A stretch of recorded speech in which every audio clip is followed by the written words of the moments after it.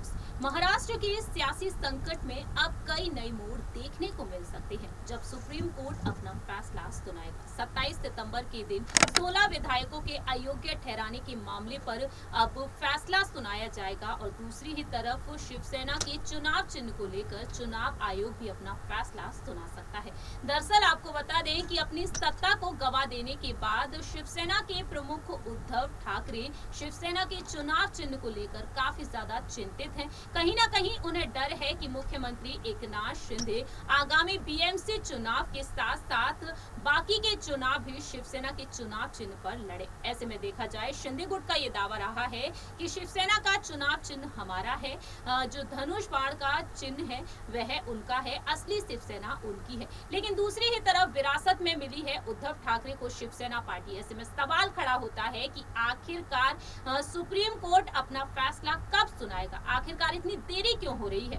लेकिन हाल ही में जिस तरीके से तमाम बड़ी खबरें सामने आई हैं उनको देखते हुए कहीं ना कहीं लगता है कि अब उद्धव ठाकरे की मुश्किलें या तो बढ़ती हुई दिखाई दे सकती हैं या फिर एकनाथ शिंदे की। दरअसल आपको बता दें कि जिस तरीके से अब देखने को मिला है, मुख्यमंत्री एकनाथ शिंदे के साथ मंच साझा करते हुए दिखाई दिए जब चीफ जस्टिस यूयू ललित, और दोनों के मंच साझा करने पर अब विपक्ष ने तमाम सवाल खड़े कर दिए हैं।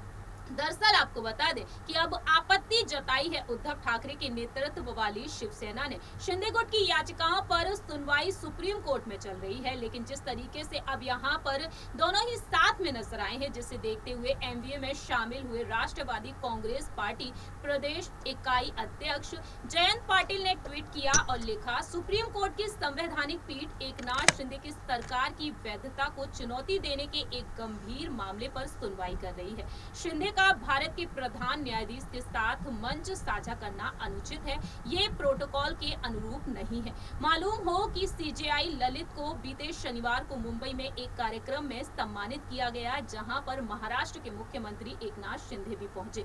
उन्होंने कहा कि ये राज्य के लिए एक गर्व का फल है क्योंकि इसका बेटा भारत का प्रधान न्यायाधीश बना है। इस तरीके से उन्होंने अपनी खुशी को जाहिर किया, लेकिन मंच पर जब दोनों ही साथ में नजर आए तो यहाँ पर तमाम सवाल खड़े हो गए। आखिरकार सुप्रीम कोर्ट इस फैसले में इतनी देरी क्यों कर रहा है? क्या वाकई में 27 सितंबर के दिन अब 5 जजों की जो बेंच है जो लगातार अपने फैसले को सुनाती हुई दिखाई दे रही है, लेकिन तारीख पर तारीख भी बदली जा रही है किसी न किसी वजह से। ऐसे में सवाल ये खड़ा होता है क्या वाकई में एकनाथ शिंदे के पक्ष में फैसला आएगा? अगर उनके पक्ष में फैसला आता है तो भारतीय जनता पार्टी के लिए वाकई में ये बहुत ही शानदार बात होगी। आगामी विधानसभा चुनाव के साथ साथ लोकसभा चुनाव के लिए भी यहाँ पर बीजेपी को कई बड़े फायदे मिल सकते हैं।